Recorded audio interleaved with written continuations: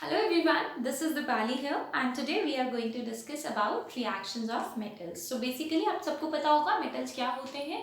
Metals ऐसे elements होते हैं जो कि lustrous होते हैं, शाइनी आप बोल सकते हैं, बहुत सारे एलिमेंट्स के साथ रिएक्ट करते हैं. They are having positive charges. So basically आज हम उनकी केमिकल प्रॉपर्टीज के बारे में पढ़ने वाले हैं कि मेटल्स क्या होते हैं और मेटल्स की बेसिकली प्रॉपर्टीज क्या रहेंगी अगर वो किसी भी एलिमेंट्स के साथ रिएक्ट करते हैं, किसी और एलिमेंट्स के साथ रिएक्ट करते हैं. तो so the first property or reaction we can say when metal react with oxygen, right? When metal react with oxygen then there will be no evolution of gas.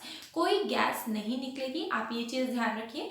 और यहाँ पर आप मेटल कोई भी ले सकते हैं, right? I have taken copper. Okay, तो कॉपर को हमने ऑक्सीजन के साथ रिएक्ट कराया. तो आप सबको पता है when metal reacts with oxygen it forms metallic oxide. Similarly here copper will react with oxygen and will form copper oxide. So you can say that जो मेटेलिक ऑक्साइड्स होते हैं ना वो सारे कैसे होते हैं, बेसिक इन नेचर है. अगर हम इनको टेस्ट कर दे, अगर हम इनका पीएच टेस्ट करें, देन ये जो आपको मेटेलिक ऑक्साइड आपको मिला है, ये मेटेलिक ऑक्साइड आपका ब्लू कलर का हो जाएगा अगर हम इसको लिटमस सॉल्यूशन में डालें या यूनिवर्सल इंडिकेटर से टेस्ट करें तो, राइट? और जितने भी आपके नॉन मेटेलिक ऑक्साइड्स होते हैं जैसे carbon dioxide, nitrogen dioxide, right, ऐसे बहुत सारे non metallic oxide they are acidic in nature. So 2 points you have to keep it in mind that first there will be no release of gas, or second one that metallic oxides are always basic in nature, right? But there are some exceptions also. Some oxides which is aluminium and zinc, when aluminium react with oxygen it will form aluminium oxide, right? It will form aluminium oxide. This is not balanced, right? We can balance it like oxygen 2, so we will do 2 over here also, and copper is also 2, and then we can put 2 here, right? I'm not balancing right now, we are just understanding the concepts. So aluminium react with oxygen and it will form aluminium oxides. Aluminium oxides are basically what? It is a metallic oxide. But this metallic oxide is not basic in nature and not acidic in nature. So what is it?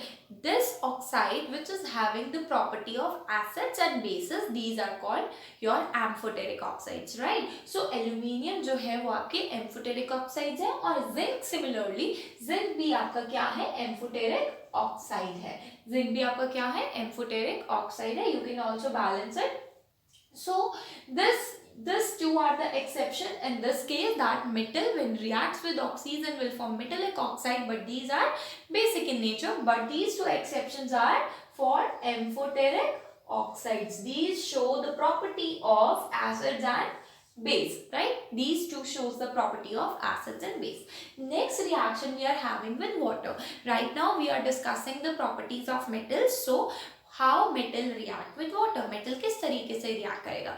अब ये बहुत ही ज़्यादा important है because her metal अपने अपनी properties के accordingly react करता है पानी के साथ. अगर हम कुछ मेटल्स की बात करें that they are soft metal like sodium, potassium, जब ये मेटल्स रिएक्ट करते हैं पानी के साथ तो वो बहुत वायलेंटली रिएक्ट करते हैं और बहुत ज़्यादा हीट एनर्जी निकलती है, एंड उससे क्या बनता है? मेटेलिक हाइड्रोक्साइड बनता है, और आप ये बोल सकते हैं कि बेस की फॉर्मेशन हो रही है. देखिए यहाँ पर मैंने क्या लिया है? पोटाशियम, और जब पोटाशियम को पानी के साथ रिएक्ट करेंगे then there will be formation of potassium hydroxide, right? Potassium hydroxide अभी मैंने आपको बताया हीट एनर्जी निकलेगी ही निकलेगी, और साथ में गैस हाइड्रोजन भी रिलीज आउट होगी, right?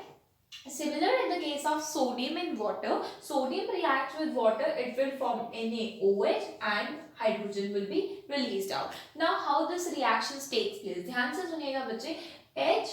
HOH, right? Is this clear?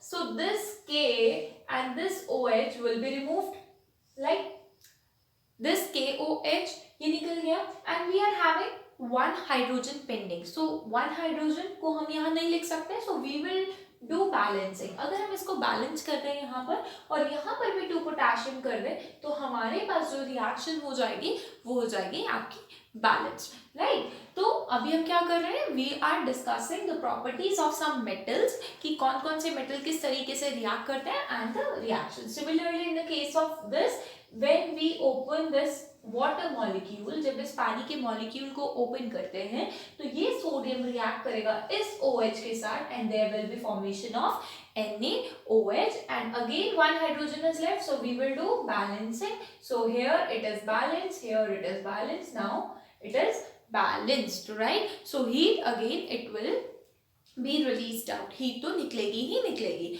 अब दूसरा मेटल क्या है, कैल्शियम। अगर कैल्शियम पानी के साथ रिएक्ट करेगा तो क्या हीट निकलेगी, नहीं, इतनी हीट नहीं निकलेगी, और आप ये बोल सकते हैं लेस वायलेंटली रिएक्ट करता है कैल्शियम पानी के साथ। अब जब कैल्शियम पानी के साथ रिएक्ट करता है तो कैल्शियम फ्लोट करने लग जाता है पानी के ऊपर। कैसे, क्योंकि कैल्शियम मेटल्स जो होते हैं उस जैसे ही पानी के साथ रिएक्ट करते हैं हाइड्रोजन गैस के बबल्स बनने शुरू हो जाते हैं, राइट। तो आप ये बोल सकते हैं कैल्शियम पानी के साथ रिएक्ट वायलेंटली नहीं करेगा, और आप ये भी बोल सकते हैं कि कैल्शियम जब पानी के साथ रिएक्ट करता है, लेस वायलेंटली रिएक्ट करता है, तो हीट तो नहीं निकलेगी because there is formation of bubbles, but there will definitely formation of calcium hydroxide, वो तो बनेगा ही बनेगा, calcium hydroxide will be formed. You can balance this reaction also. Next is magnesium. What about magnesium? अगर magnesium react करता है पानी के साथ तो क्या होगा, देखो अगर पानी के साथ मैग्नीशियम रिएक्ट करेगा तो you have to keep it in mind that water should not be cold, ठीक है, पानी ठंडा नहीं होना चाहिए। अगर पानी ठंडा है तो मैग्नीशियम नहीं रिएक्ट करेगा। अब पानी कैसा होना चाहिए, पानी should be, water should be hot. अगर पानी गर्म है तो उस टाइम पर आपका मैग्नीशियम रिएक्ट करेगा and then it will form magnesium hydroxide. And similarly over here जैसे यहाँ पर था hydrogen will be released out. In case of magnesium also, when magnesium will react, hydrogen will be released out and your formation of magnesium hydroxide, which is your metallic hydroxide, will be formed, right? So next there are some other metals like aluminium, zinc, iron. They do not react with cold water and hot water. Very important. Aluminium, zinc and iron do not react with hot water and cold water. So how they react with water? They will react with water in the form of only steam, right? Vapors की form में ही वो react करेंगे। Aluminium जब पानी के साथ react कराएगा तो Al2O3 बना देगा। Similarly in the case of iron and zinc, but no reaction with hot and cold water.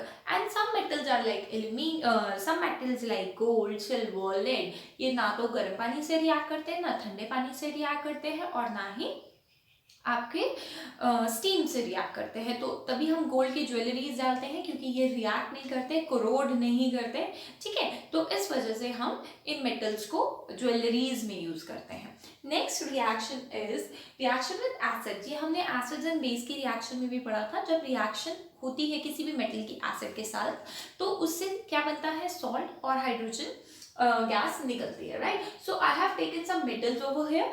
Sodium will react with HCl, तो आपको पता है क्या बनेगा, NaCl and hydrogen gas will be released, right? So you have to balance this. Na and Cl तो हमने निकाल दिया ना बाहर, हमारे पास ये हाइड्रोजन बचा, right? तो हमने यहाँ पे 2 हाइड्रोजन कर दिया, वहाँ 2 हो गए, इसलिए हमें यहाँ पर भी 2 मॉलिक्यूल्स लगाने पड़े।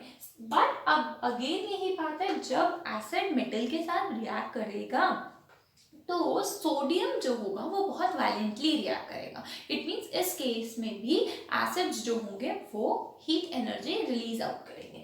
अगर मैग्नीशियम की बात करें, एज कम्पेयर टू सोडियम थोड़ी कम एनर्जी रिलीज होगी and there will be formation of magnesium chloride and hydrogen. You can balance this also. Third, balancing के लिए एक वीडियो डाल रखी है, आप उसे चेक कर सकते हैं।